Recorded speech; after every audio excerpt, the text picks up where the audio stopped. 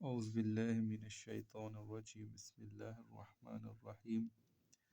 हमारे पास क्वेश्चन है बेटा 1.3 एक्सरसाइज है। उसका जो फर्स्ट क्वेश्चन है वो है solve the following equations 2x4 minus 11x² plus 5 is equal to 0। इसको हम सॉल्व करना सीखेंगे। अगर हम देखें बेटा यहाँ पर जो x की पावर है वो हमारे पास कितनी आ रही है 4। इसका मतलब ये हमारे पास जो इक्वेशन है ये क्वाड्रेटिक इक्वेशंस नहीं है। क्वाड्रेटिक इक्वेशन में तो हमने वेरिएबल्स की पावर पढ़ी थी 2, लेकिन यहाँ पर कितनी आ गई 4। तो इसका मतलब इसको सॉल्व करने से पहले हमें इस इक्वेशंस को सबसे पहले क्वाड्रेटिक इक्वेशंस में कन्वर्ट करना पड़ेगा। तो आइए देखते हैं कि क्वाड्रेटिक इक्वेशंस में इस इक्वेशंस को हम कैसे कन्वर्ट करते हैं और उसके बाद इसको कैसे सॉल्व करते हैं। लिहाजा क्वाड्रेटिक इक्वेशंस में कन्वर्ट करने के लिए बेटा इसका तरीकाकार ये होता है कि इसमें जो x की वो छोटी पावर होती है, या जैसे इसमें x की छोटी पावर जो हमारे पास 2 है, इसको हम लेट कर लेंगे। Let y is equal to x square. अब हमने क्या करना है, taking square on both side, taking square on both side. ठीक है, स्क्वायर ऑन बोथ साइड लेंगे तो बेटा क्या आ जाएगा हमारे पास, Y square is equal to x2 का स्क्वायर।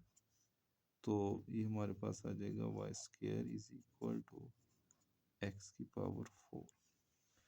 अब ये जो है हमने ये पुट कर देना है जो हमारे पास गिवन इक्वेशंस है उसमें। तो हमारे पास क्या बन जाएगा बेटा 2 और x4 हमारे पास किसके इक्वल है, वाई स्क्वायर माइनस 11।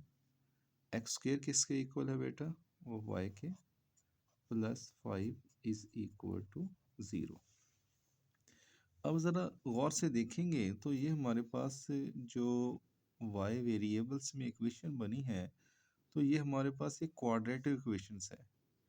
अब क्वाड्रेटिक इक्वेशंस को कैसे सॉल्व करते हैं, ये हमने 1.1 और 1.2 में देखा कि इसको हम बाय फैक्टराइजेशन मेथड के ज़रिए सॉल्व कर सकते हैं, इसको बाय कंप्लीट स्क्वायर मेथड के ज़रिए सॉल्व कर सकते हैं, और इसको बाय क्वाड्रेटिक फार्मूला की मदद से सॉल्व कर सकते हैं।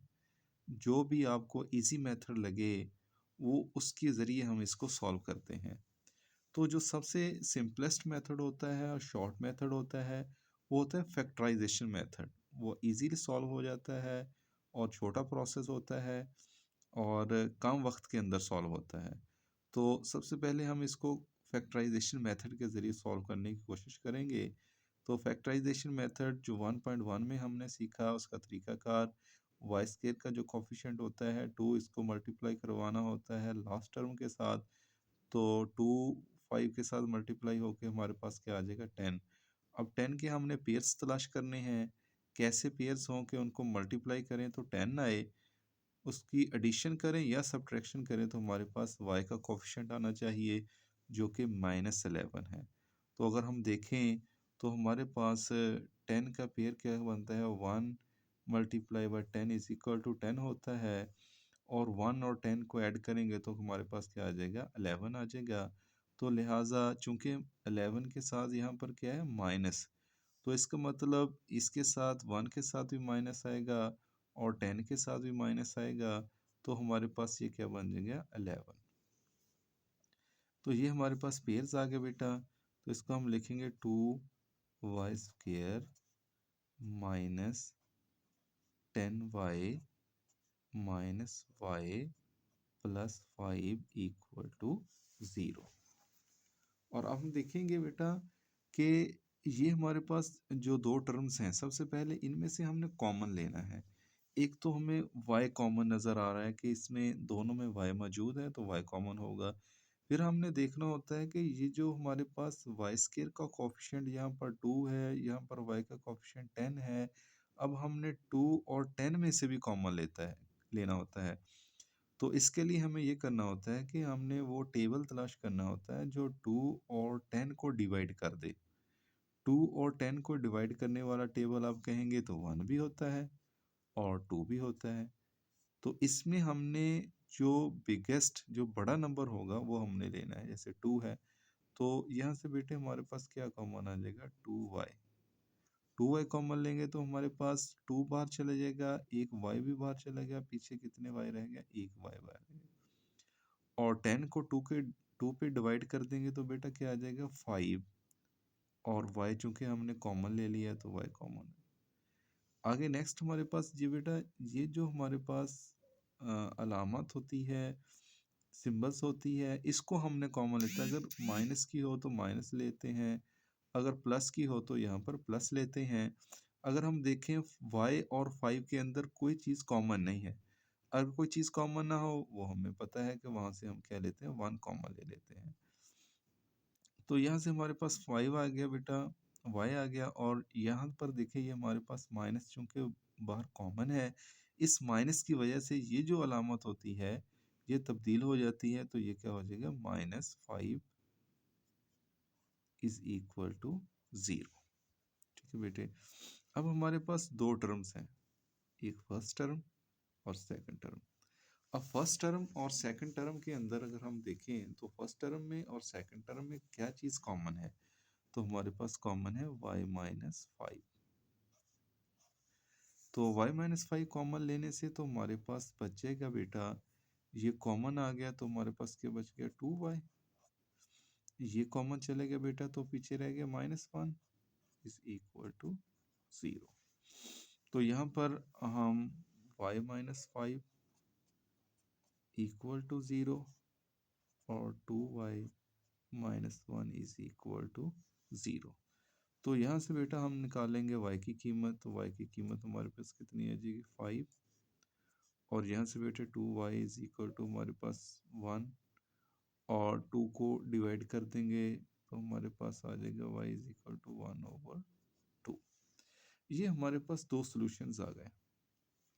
ये हमारे पास सॉल्यूशन आए हैं इन टर्म ऑफ y, जबकि अगर हम क्वेश्चन देखें तो क्वेश्चन था हमारे पास इन टर्म ऑफ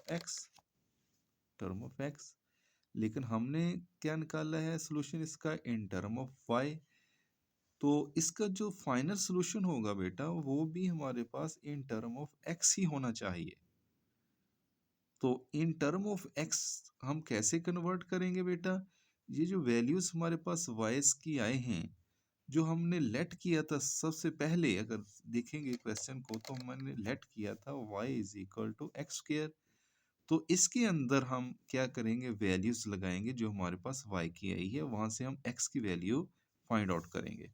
तो आइए देखते हैं कि अगर हमारे पास देखें, सबसे पहले हम वैल्यू इस्तेमाल करते हैं।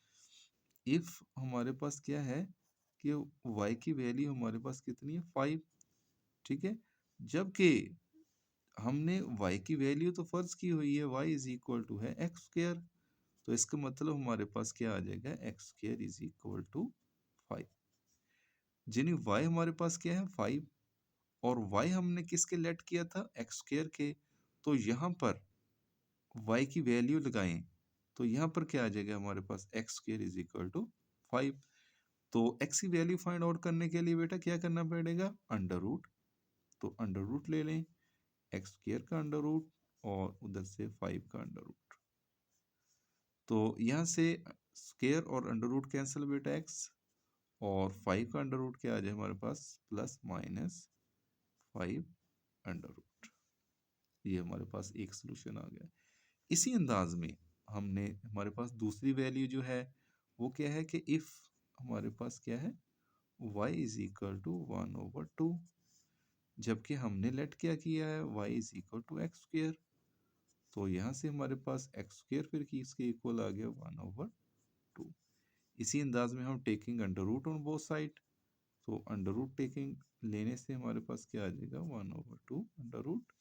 तो हमारे पास यहाँ से अंडर रूट स्क्वायर के साथ cancel, x is equal to +-1 का अंडर रूट तो 1 ही होता है बेटा, और 2 के ऊपर क्या आ जाएगा, अंडर रूट आ जाएगा। तो ये हमारे पास इन टर्म ऑफ x जो है वो सॉल्यूशंस आ गए। इसका मतलब फिर इसमें हमारे पास जो फाइनल सॉल्यूशन सेट निकला है वो हमारे पास आया है 5 अंडर रूट और प्लस माइनस 1/2 अंडर रूट। ये हमारे पास बेटा सॉल्यूशन निकालने का इसका मेथड है। तो उम्मीद करता हूँ कि आप लोगों को समझ आई होगी। अगर इस सवाल में, इस क्वेश्चन में आपको कहीं भी प्रॉब्लम हो तो मुझे कमेंट्स में ज़रूर बताइएगा। अपना ख्याल रखिएगा। अल्लाह हाफिज़।